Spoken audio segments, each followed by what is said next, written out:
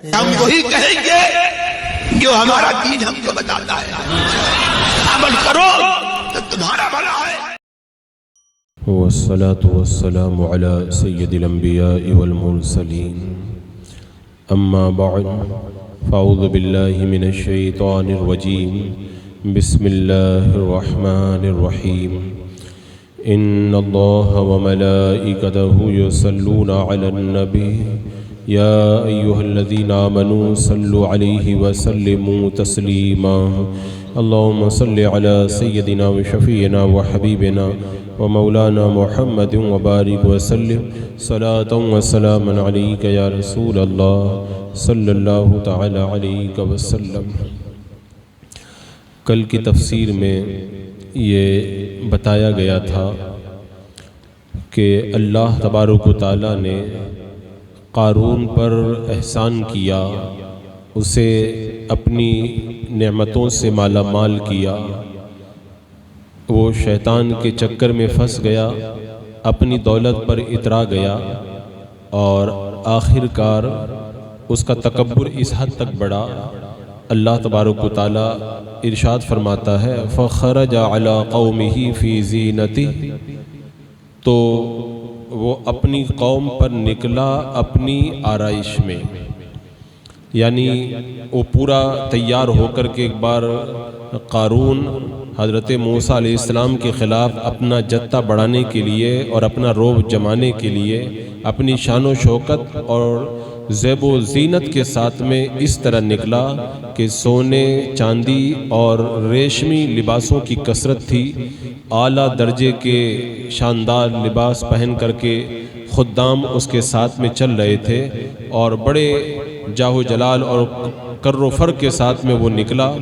سرخ رنگ کے لباس اس کے خدام پہنے ہوئے تھے اور 4000 یا 90,000 ساتھی اس کے ساتھ میں تھے۔ تو اب جب اتنا وہ بن ٹھن کر کے نکلا تو کیا ہوا؟ قال الذین یریدون الحیاۃ الدنیا یا لیت لنا مثل ما اوتی قارون انہ لذو حظ عظیم، بولے وہ جو دنیا کی زندگی چاہتے ہیں کسی طرح ہم کو بھی ایسا ملتا جیسا قارون کو ملا، بے شک اس کا بڑا نصیب ہے۔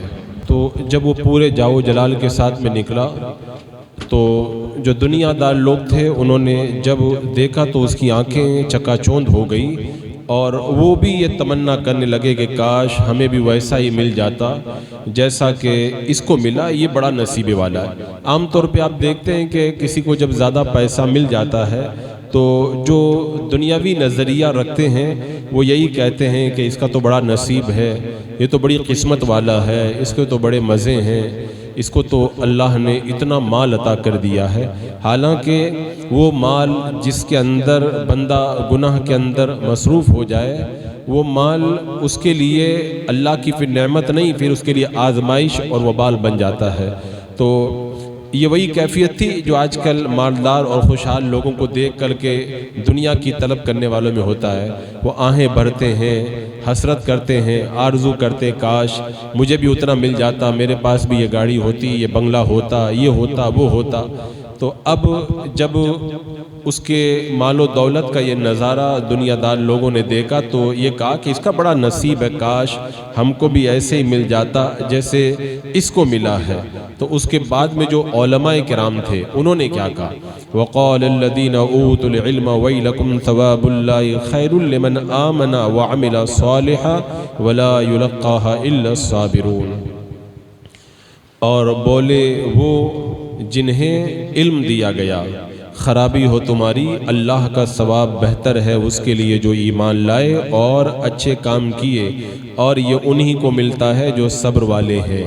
یعنی اہل علم نے جب قارون کے مال و دولت کو دیکھا نا تو ان پر اس کے مال کا ان پر کوئی اثر نہیں ہوا، اور جو نیک بندے ہوتے ہیں، اہل علم اہل تقوی ہوا کرتے ہیں، وہ کبھی بھی مال و دولت کی آرزو اور تمنا نہیں کرتے، وہ تو یہی کہتے ہیں اللہ نے جو علم ہمیں دیا ہے اس علم کا لطف اگر یہ بڑی بڑی کوٹیوں اور بنگلوں میں رہنے والے پا جائیں تو سارے بنگلوں کو چھوڑ کر کے قدموں میں بیٹھنا یہ پسند کریں۔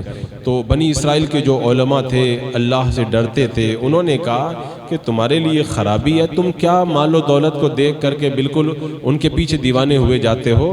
اس اللہ کا ثواب بہتر ہے، جو ایمان لائے اچھے کام کرے وہ اللہ تعالیٰ جو ان کو جو عطا کرتا ہے وہ بہتر ہے۔ اور اس میں کوئی شک نہیں ہے کہ دنیا داروں کی دنیاوی آسائش پر للچانا، دنیا کی طلب اور تمنا کرنا، بے قرار ہونا، یہ غافل لوگوں کا کام ہے۔ اللہ کے جو نیک بندے ہوتے ہیں وہ کبھی بھی ان چیزوں سے متاثر نہیں ہوتے اور ان کے دل کے اندر ان چیزوں کا اثر کبھی بھی پیدا نہیں ہوا کرتا ہے۔ اور یہ ہمیشہ سے ہوتا آیا ہے کہ اللہ تعالیٰ جسے اپنی محبت دے دیتا ہے پھر دنیا کی طرف وہ لوگ توجہ نہیں کیا کرتے ہیں۔ تو اس سے یہ بات معلوم ہوتی ہے کہ اللہ تعالیٰ نے فرمایا نا کہ مومن پر لازم ہے کہ وہ ایسی آرزو نہ کرے جو اس کے لیے گمراہی کا سبب بن جائے۔ تو جو مال گمراہی کا سبب بن جائے اس مال کی تمنا بھی نہیں کرنا چاہیے۔ ہاں، حضرت عثمان غنی جیسا مال ہو، حضرت صدیق اکبر جیسا مال ہو کہ اللہ تعالیٰ مجھے مال عطا فرمائے تو اللہ کی راہ کے اندر میں نیک کاموں میں خرچ کروں، تو ایسے مال کی اگر کوئی بندہ تمنا کرے تو یہ ٹھیک ہے۔ اللہ تعالیٰ نے قرآن پاک میں فرمایا نا کہ ان الانسان لیطغی ان رآہ استغنی، انسان سرکشی کرتا ہے جب کہ غنا پاتا ہے، یعنی جب مالدار ہو جاتا ہے نا تو پھر بگڑ جاتا ہے۔ اللہ تعالیٰ تو چاہتا ہے کہ بندے کو اتنا مال دیا جائے کہ جو اس کے لیے کافی ہو، آرام سے بندہ زندگی بسر کر لے۔ حدیث پاک میں ہے اللہ کے رسول علیہ السلام نے دعا مانگی، اے اللہ جو مجھ سے محبت کرتا ہے اسے پاک دامنی دے دے اور ضرورت کے مطابق مال دے دے، اور فرمایا کہ جو مجھ سے بغض رکھتا ہے اس کو زیادہ مال اور اولاد دے دے۔ بتاؤ، میرے آقا نے فرمایا کہ جو مجھ سے محبت کرتا ہے اللہ اسی ضرورت کے مطابق مال دے، اور جو مجھ سے محبت نہیں کرتا ہے نا اللہ اسے خوب مال دے، اسے خوب اولاد دے۔ کیونکہ مال اور زیادہ اولاد کے اندر بندہ گم ہو کر کے پھر اللہ کی نعمتوں سے غافل ہو جایا کرتا ہے۔ تو اسی لیے اہل علم علماء کرام نے اس حالت کو دیکھا تو پھر انہوں نے یہ تمنا نہیں کی، بلکہ کیا تمنا کی؟ انہوں نے تو کہا کہ اللہ جو ثواب عطا فرمائے وہ ثواب بہتر ہے۔ اچھا، آج ایسا ہو گیا، پھر بعد میں کیا ہوا؟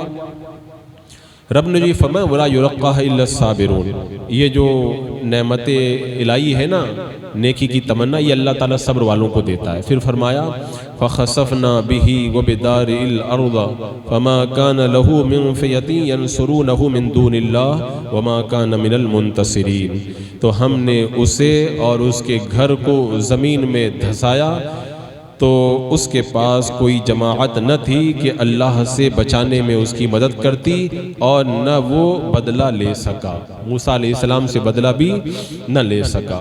یعنی یہ عذاب میں مبتلا ہو گیا۔ کیسے عذاب میں مبتلا ہوا؟ تو میں نے کل کے درس میں یہ بتایا تھا کہ حضرت ہارون علیہ السلام پر وہ حسد کرنے لگا تھا، اور پھر حضرت موسیٰ علیہ السلام نے ساری لاٹھیوں کو جمع کر کے جب یہ دکھایا تھا کہ حضرت ہارون علیہ السلام کا عصا چمک رہا ہے تو اس پر بھی وہ الزام لگانے لگا کہ یہ تو جادو ہے۔ اب اس کے بعد میں اس کی سرکشی اتنی بڑی، زکوٰۃ کا حکم نازل ہوا تو حضرت موسیٰ علیہ السلام کے پاس میں قارون آیا اور اس نے آپ سے طے کیا کہ درہم و دینار اور مویشی میں سے 1000واں حصہ زکوٰۃ کا دے گا۔ لیکن جب گھر میں گیا نا تو اس نے جا کر کے حساب لگایا کہ میں اتنا بڑا مالدار ہوں، اگر 1000واں حصہ بھی نکالوں گا تو بہت سارا مال چلا جائے گا۔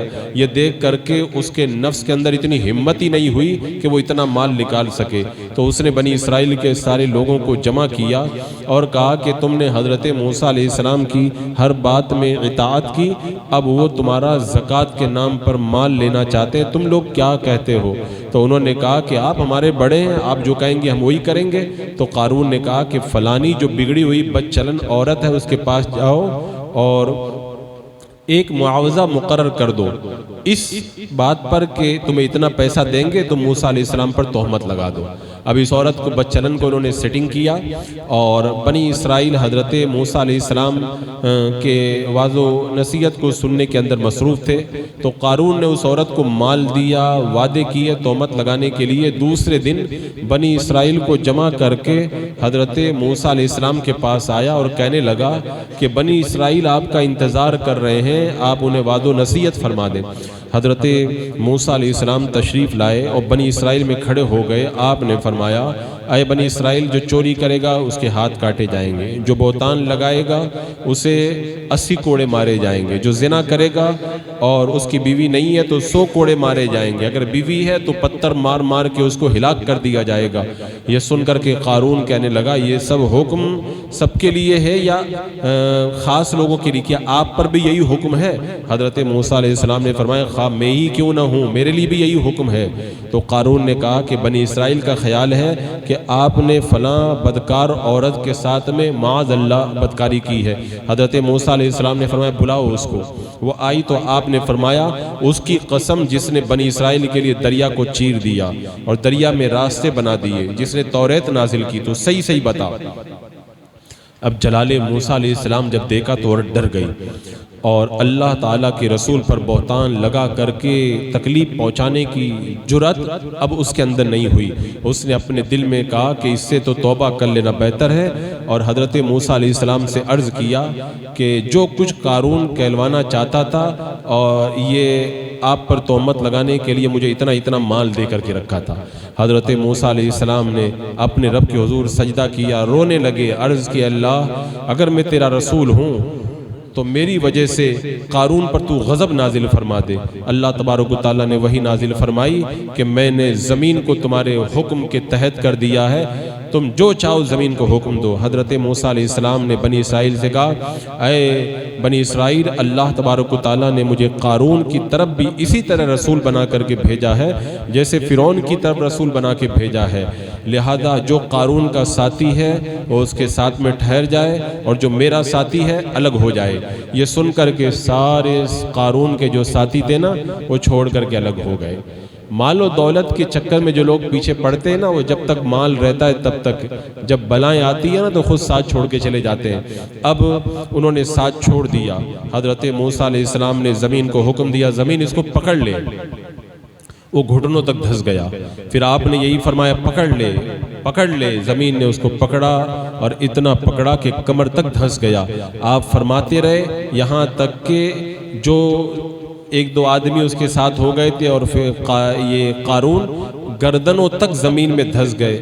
اب وہ بہت رونے لگا, رشتہ داری کی قسمیں اور واسطہ دینے لگا, معاف کر دیجئے مجھ سے غلطی ہو گئی. اب جلال موسیٰ علیہ السلام آپ نے کہا نہیں, آپ نے توجہ ہی نہیں کی اس کی طرف, یہاں تک کہ پورا زمین میں دھس گئے وہ سب لوگ اور زمین برابر ہو گئی. اور حضرت قتادہ رضی اللہ تعالیٰ عنہ فرماتے ہیں وہ قیامت تک زمین کے اندر دھستے رہیں گے. بنی اسرائیل نے قارون اور اس کے ساتھیوں کا حشر دیکھا تو حضرت موسیٰ علیہ السلام نے قارون کے مکان اور اس کے خزانوں اور مالوں کو وہ کیا کہنے لگے کہ لگتا ہے کہ موسیٰ علیہ السلام نے جو اس کو زمین میں دھسایا ہے نا یہ اس لیے دھسایا ہے تاکہ قارون کے سارے خزانوں پر قبضہ کر لے. آپ نے سنا تو اللہ تبارک و تعالیٰ کی بارگاہ میں دعا کی تو اس کا پورا مال, اس کا خزانہ, اس کے بنگلے وہ بھی اسی کے ساتھ زمین کے اندر دھس گئے. تو رب نے فرمایا فَخَسَفْنَا بِهِ وَبِدَارِ الْأَرْضِ فَمَا كَانَ لَهُ مِنْ فِيَةٍ يَنْصُرُونَهُ مِنْ دُونِ اللَّهِ وَمَا كَانَ مِنَ الْمُنْتَصِرِينَ. تو ہم نے اسے اور اس کے گھر کو زمین میں دھسا دیا. اس کے پاس کوئی جماعت نہ تھی جو اللہ کے مقابلے میں اس کی مدد کرتی اور نہ وہ خود اپنی بھی مدد کر سکا. اللہ تبارک و تعالیٰ کا ایسا زبردست عذاب اس کے اوپر نازل ہوا اور قیامت تک اسی طرح زمین کے اندر اس کو دھسایا جاتا رہے گا. اسی لیے مفسرین کہتے ہیں کہ اللہ تبارک و تعالیٰ نے قارون پر فضل کیا تھا, وہ اللہ کے فضل کو بلا دیا اور کیا کہنے لگا کہ میں نے جو پیسہ کمایا ہے اپنے علم کی وجہ سے کمایا ہے. تو اللہ تبارک و تعالیٰ نے اسے زمین میں دھسا دیا. ایسے ہی انسان کسی کوتاہی کی وجہ سے اللہ کی نعمتوں سے محروم ہو جاتا ہے. اور فرمایا بعض علماء نے کہ بندے سے عصمت الہی چھین لی جاتی ہے. بندہ جب اللہ کی نعمتوں کی ناشکری پہ آتا ہے نا تو اللہ تعالیٰ اس بندے کو اپنی حفاظت سے نکال دیتا ہے, اس کے نفس کے حوالے چھوڑ دیتا ہے. اور جو بندہ نفس کے حوالے چھوڑ دیا جائے نا اس کا پھر کوئی ٹھکانہ نہیں ہوتا, تباہی اور بربادی اس کا مقدر بن جایا کرتی ہے. دنیا کی محبت نے قارون کو مال جمع کرنے پہ اکسایا اور مال جمع کر کے وہ سرکشی پہ آمادہ ہو گیا۔ اسی لیے حدیث پاک میں ہے دنیا کی محبت ہر برائی کی جڑ ہے، بلکہ جتنے فتنہ و فساد جنم لیتے ہیں دنیا کی محبت ہی کی وجہ سے جنم لیتے ہیں۔ دنیا تو آنی جانی ہے، آج کسی کا بچھونا ہے کل کسی اور کا بچھونا، آج جس بنگلے میں ہم رہ رہے ہیں کل کوئی اور رہے گا، آج جو پیسہ ہمارے اکاؤنٹ میں کل کسی اور کے اکاؤنٹ میں ہوگا، تو یہ تو سب آنے جانے والی چیزیں۔ حدیث پاک میں ہے اللہ کے رسول علیہ السلام نے ارشاد فرمایا ہر شخص دنیا میں مہمان ہے اور اس کے ہاتھ میں جو کچھ ہے وہ سب عاریتن ہے، کچھ دن کے لیے ملا ہے۔ مہمان چلے جاتے ہیں، عاریت کی چیز واپس مالک کو دے دی جاتی ہے۔ ارے اگر کوئی سامان آپ کو میں استعمال کرنے کے لیے دوں تو جب آپ مکان میں مہمان بن کے آئیں، مکان خالی کر کے جائیں گے تو جو سامان استعمال کرنے کے لیے دیا وہ واپس دے کے جانا پڑے گا۔ تو ایسے ہی بندہ جب روح کے پنجرہ، جب بدن کے پنجرے سے اس کی روح آزاد ہوتی ہے تو جو اس کو ملا تھا سب چھوڑ کے جانا پڑتا ہے۔ اور اس میں بتا دیا گیا کہ دنیا کو مسافر خانہ سمجھو، ہر آنے والے شخص کو مہمان سمجھو۔ اس مسافر خانے میں مہمان کو سمجھایا گیا، ڈرایا گیا، مان گیا تو ٹھیک ہے، جو نہیں مانا تو پھر اس کے لیے تباہی اور بربادی ہے۔ اب جب قارون زمین میں دھس گیا تو جو لوگ کہہ رہے تھے نا کہ کاش ہم کو بھی قارون کی طرح اتنا مل جاتا، ہمارے پاس بھی اتنا پیسہ ہوتا، یہ بنگلہ ہوتا، وہ بنگلہ ہوتا، جب قارون کو برباد ہوتے دیکھا تو وہ لوگ کیا بولے؟ وَأَصْبَحَ الَّذِينَ تَمَنَّوْا مَكَانَهُ بِالْأَمْسِ يَقُولُونَ وَيْكَأَنَّ اللَّهَ يَبْسُطُ الرِّزْقَ لِمَن يَشَاءُ مِنْ عِبَادِهِ وَيَقْدِرُ لَوْلَا أَن مَنَّ اللَّهُ عَلَيْنَا لَخَسَفَ بِنَا وَيْكَأَنَّهُ لَا يُفْلِحُ الْكَافِرُونَ۔ اور کل جس نے اس کے مرتبے کی آرزو کی تھی، یعنی کہہ رہے تھے نا کہ ہم کو بھی قارون کی طرح مل جائے، کل جس نے قارون کے مرتبے کی آرزو کی تھی صبح کہنے لگے عجب بات ہے، اللہ رزق وسیع کرتا ہے اپنے بندوں میں سے جس کے لیے چاہے اور تنگی فرماتا ہے۔ اگر اللہ ہم پر احسان نہ فرماتا تو ہمیں بھی زمین میں دھسا دیتا، اے عجب کافروں کا بھلا نہیں ہے۔ یعنی دوسرے دن خوشی منانے لگے، بہت اچھا ہوا اللہ نے ہم کو یہ مال نہیں دیا، نہیں تو جیسے یہ برباد ہو گیا ایسے ہی ہم لوگ بھی برباد ہو گئے ہوتے۔ تو قارون کے مال و دولت کو دیکھ کر کے اس کی خواہش کرنے والے کہنے لگے کہ بڑا اچھا ہوا، ہم تو کل بیوقوفی کر بیٹھے تھے، اس کے مال کی خواہش کر بیٹھے تھے۔ تو یہ آیت کریمہ کتنا عظیم درس دے رہی ہے کہ قارون کے حالات اور اس کے عبرتناک انجام کو بندہ پڑھے اور اس کے بعد میں دیکھے کہ مال و دولت کی کثرت پر غرور اور تکبر کرنا، دنیا کو پسند کرنا، آخرت کو چھوڑ دینا، گناہ اور ظلم و زیادتی کرنا، زمین میں فساد بپا کرنا، یہ سب کا سب بندے کے لیے کیسی ہلاکت اور کیسی تباہی کا باعث بن جاتا ہے۔ اور آج نہیں تو کل قیامت کے اندر ہر مالدار جو دنیا میں سرکشی کرتا تھا وہ تمنا کرے گا کاش ہم لوگ بھی ایسے ہی غریب ہوتے تو آرام سے جنت میں چلے جاتے، کیونکہ اگر مالدار نیک بھی ہوگا نا تب بھی تو قیامت میں اپنے پیسوں کا حساب دینے کے لیے بہت رکنا پڑے گا، اور جو غریب آدمی ہے وہ مالداروں سے 500 سال پہلے جنت کے اندر چلے جائیں گے۔ تو اس آیت کریمہ کے اندر جو مال و دولت کے حوالے سے لوگوں کی فکر ہے نا اس کو اجاگر کیا گیا کہ مومن کا نقطہ نظر مال نہیں ہوتا، کافر کا نقطہ نظر مال ہوتا ہے۔ اب بندے کو چاہیے کہ قارون بننے کی تمنا نہ کرے، قارون بننے کی تمنا نہ کرے، بندہ مومن بننے کی تمنا کرے۔ بہت سارے لوگ کہتے ہیں نا اللہ مجھے بھی اتنے کروڑ دے دے، لیکن اللہ تبارک و تعالیٰ جب کسی بندے کے ساتھ بھلائی کا ارادہ فرماتا ہے اور رب جانتا ہے یہ مال میں گرفتار ہو کر کے تباہ ہو جائے گا، اللہ تعالیٰ اس کی دعا قبول نہیں فرماتا، یہ رب کا کرم ہے۔ لیکن بندہ نہیں سمجھ پاتا، وہ کہتا ہے کہ میری دعا قبول نہیں ہوتی، فلاں کو اتنا مل گیا، وہ راتوں رات کروڑپتی بن گیا، مجھے تو نہیں مل پایا۔ تو یہاں پہ اس آیت کریمہ میں بتا دیا گیا بندہ مومن بننے کی تمنا کرو، قارون بننے کی تمنا مت کرو۔ قارون بنے گا وہ قارون کی طرح ہلاک ہوگا، اور بندہ مومن کل بھی کامیاب تھے، آج بھی کامیاب ہے، اور قیامت میں بھی ان کے لیے کامیابی ہی کامیابی ہے۔ تو وہ کیا تمنا کرنے لگے؟ لولا ان من اللہ علینا، اگر اللہ ہم پر احسان نہ فرماتا۔ کل کیا کہہ رہے تھے؟ اللہ احسان کرتا تو ہمارے اوپر بھی ہمارے پاس بھی بہت مال ہوتا، اور آج کہہ رہے اللہ نے غریب بنایا، اتنا مالدار نہیں بنایا، یہ اللہ کا کرم ہے۔ یعنی ایک ہی دن میں پتا چل گیا کہ وہ مالداری کرم نہیں، یہ غریبی کرم ہے، کیونکہ وہ مالداری کیا ہے؟ اللہ خسف بنا، وہ مالداری اگر ہم کو ملتی نا تو ہم بھی زمین میں دھسا دیے جاتے۔ اور آپ دیکھ رہے کتنے لوگ پیسہ پا کے مغرور ہو گئے، اور کتنے لوگ ایسے ہیں جو پکے سنی تھے، پیسہ کمایا، وہابیوں کے ساتھ مل کے کاروبار کیا، کروڑپتی بن گئے، لیکن وہابی بھی بن گئے۔ تو ایسی دولت کیا کام کی جو گمراہیت اور ارتداد کی طرف لے کر کے جائے۔ اور آج آپ دیکھ لیں، اگر آپ کو مضبوط سنی ملیں گے نا، زیادہ تر غریبوں میں ملیں گے، الا ماشاءاللہ مالداروں میں بھی رہتے ہیں، لیکن زیادہ تر دیکھا گیا ہے کہ مالدار لوگ اپنے کاروباری رشتوں اور تعلقات کی بنیاد پر گمراہی کے اندر زیادہ شکار ہو جاتے ہیں اور زیادہ بربادی کی طرف اور ان لوگوں کو کیا لگتا ہے یہ مولوی لوگوں کی باتیں ہیں، یہ لوگ جھگڑا لگاتے ہیں، یہ لوگ چاہتے نہیں کہ ہم لوگ دو پیسہ کمائیں۔ قیامت میں پتہ چلے گا، پھر یہ بھی تمنا کریں گے کہ کاش اللہ ہم پر بھی کرم کرتا اور ہمیں بھی جو ہے وہی غربت مل جاتی جو ایمان کے ساتھ میں ہوتی۔ تو یہ آیت کریمہ موجودہ دور کے اندر مال و دولت کے اندر مغرور ہونے والوں کے لیے بڑی نصیحت اور عبرت کا سامان اپنے دامن کے اندر رکھتی ہے۔ بسم اللہ الرحمن الرحیم۔ اللہم صلی علی سیدنا و مولانا محمد وبارک وسلم، صلاۃ و سلام علیک یا رسول اللہ، یا اللہ یا رحمان یا رحیم العالمین۔ اپنے محبوبین کے صدقے میں اعمال صالحہ کی توفیق عطا فرما، ہر طرح کے فتنہ و فساد اور ہر طرح کی آزمائش سے مولا ہمیں محفوظ و معمون فرما، ایمان پہ زندگی، ایمانی پر خاتمہ نصیب فرما۔